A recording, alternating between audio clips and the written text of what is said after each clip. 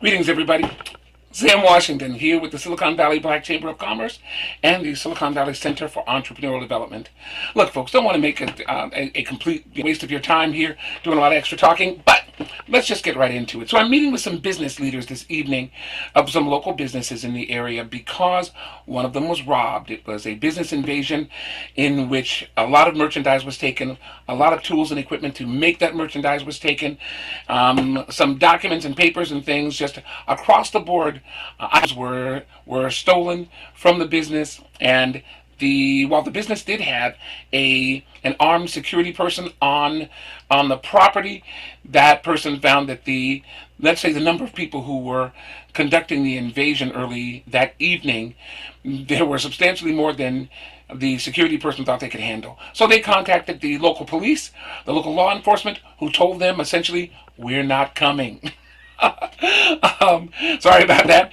We're not coming. Our best counsel to you is that you not hinder them in any way, not resist, not attempt to respond in any way to the robbery, to the invasion.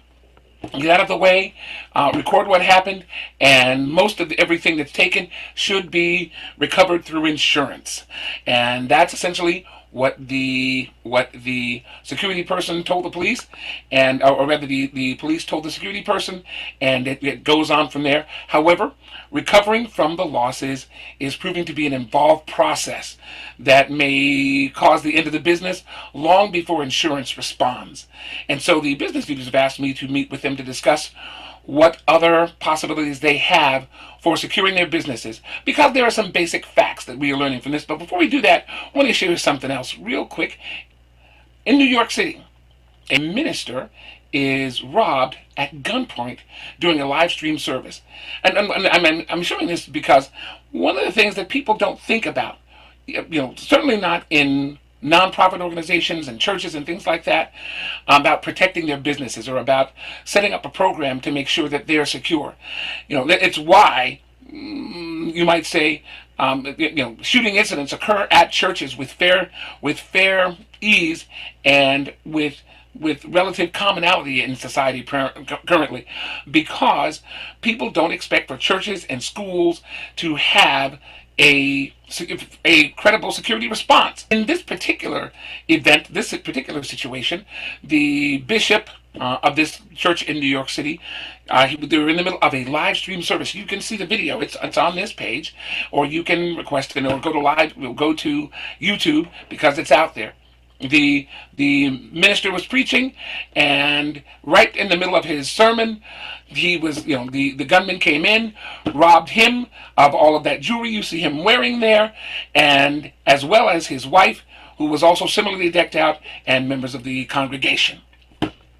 They were robbed, and you can see in the video members of the church, members of the people who were robbing the church coming and going. Not necessarily their faces; they were masked up. But my point is here that people should plan for the protection of their businesses, of their operations, of their customers, as well as themselves, their families, and their employees. Business protection should be a component of your business plan. And that's disaster recovery, that's continuity, that's your business continuing and being sustained, continuing to be maintained through whether it's an invasion, whether it's a robbery, whether it's online or retail. You should have as a plan of operation, as a portion of that plan, a component of it, the protection of your business, the sustainability of your business, and the prevention, or at least a hindrance of criminal attacks and threats against your business. And that's not just from physical attackers if you have a brick and mortar shop or operation or building or facility out of which you're operating, but it's also from cyber attacks. If you are doing business on the web, taking PCI cards and those kinds of things, making credit card exchanges, if you're shipping out property for customers and things like that. That stuff needs to be insured or provided by a credible protective carrier. who will protect and insure the property, whether that's the postal service or one of the other product carriers or service providers who do that work. Most delivery services, that's fine, but as a part of your business component, from the turning on the lights in the morning to shutting down the property at night, and everything that goes on in there in the course of any day. You're working it, your family's working it, your staff is working it, whether you all are online, whether you all are on the web. That whole process should be considered in terms of securing your business, securing your intellectual property, your IP, securing your activities. Again, whether they are online, on the web, the data communications, the data services, there are all kinds of components to consider. That's the kind of work that I do as a strategist. That's the kind of work that I've done as a strategist now going on some 20, 30 years. But my point is this. You should be planning as a business entrepreneur, as a part of your business plan at the very start, or the continuance of your business or your company or your corporation or your government agency, your special government project, your particular church or religious or social organization. Security should be a part of the consideration of your functions and processes. Just sharing a harsh reality. The police are not required to protect you. And that's no dig at the police. That's no dig against the law enforcement or sheriffs or departments of public safety. Court after court, case after case, going back to the founding of this country, the founding of the United States has made clear that the job of law enforcement, that the job of police departments are not to protect you and me. That's our job. Their job, their charter, go to the city government of your choice. 99+% of them, their charter is to keep order, to keep the peace, and make sure that the policies and practices and directives put forward by the local, regional, state, federal government are followed, and to enforce the law and to respond to people, to activities that break those policies. That violate those policies and rules and laws. That's their job. And so if burglaries are crime and those kinds of things, they're not necessarily required to run right out there and respond. It isn't like that. It sounds good and looks good on television and in the movies, those kinds of things. But that's not really normally what happens. What is increasingly happening is that police and law enforcement agents give you a number and a document and a report.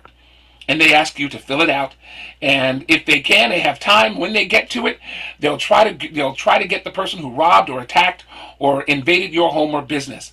That's the truth. And so what needs to happen from there is that you are responsible for directly, immediately protecting your business and your home and your property and your merchandise and your tools and equipment and your IP, and until the police or law enforcement arrive and or engage as they deem necessary. The standard ratio between police and citizens is one police officer or one law enforcement officer to roughly 1,000 people. Somewhere 800, 1,000. If you are in an environment where you have a police officer for every 500 people, that's fantastic. That's considered good law enforcement coverage. But let's just say that 20 of those people in the course of a week are committing crimes. That one law enforcement person is going to be quite busy. And them responding to a robbery in your home or your business is probably not going to immediately be at the top of their agenda unless everybody else is just jaywalking and running stoplights. It's something to consider. But the point is, under the Constitution of the United States, you and I are required to protect ourselves, to protect our property, to protect our families, yes, and to protect our businesses.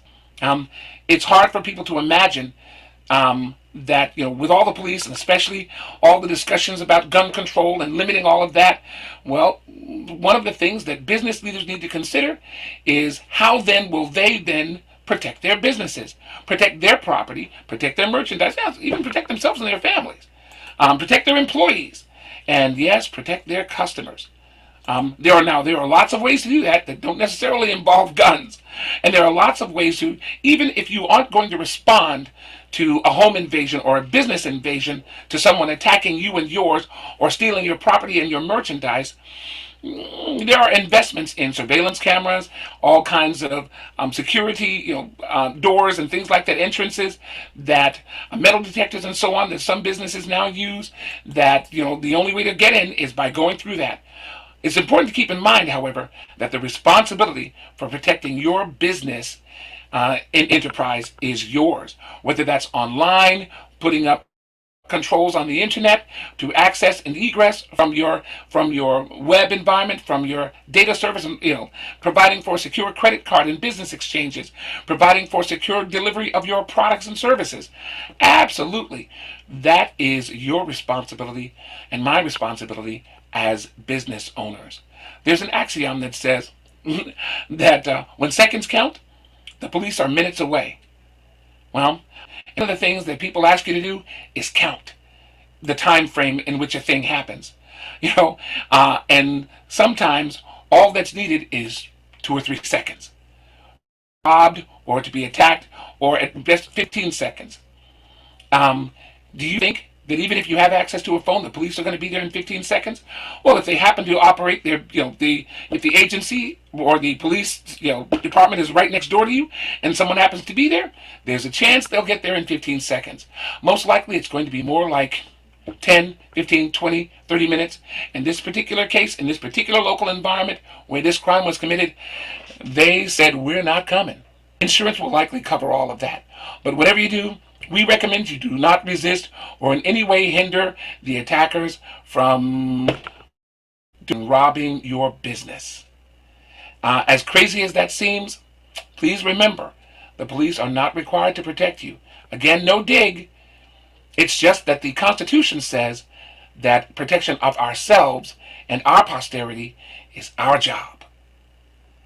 So, that said, I want to encourage all of you that as part of your business plan, as part of your thinking, as part of your activity in building a business, whether it's a mobile business, whether it's a restaurant truck, whether it's a shoe shop, whether it's a drug dispensary, a pharmacy, a grocery store, or an in-home business, part of your plan, a component of your plan, is protecting your business, is protecting your program.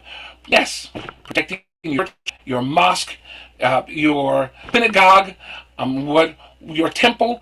You should have some protections in place that people can be safe in engaging there. Sam Washington, please consider joining the chamber, joining the center, partnering with us, becoming a sponsor, becoming a member. This is how we're here to help. And so this evening, I'll be sharing with some folks about what the advantages are and also some strategies that we can talk through that are practical in them protecting and fortifying their businesses against. Thanks for listening. Take care.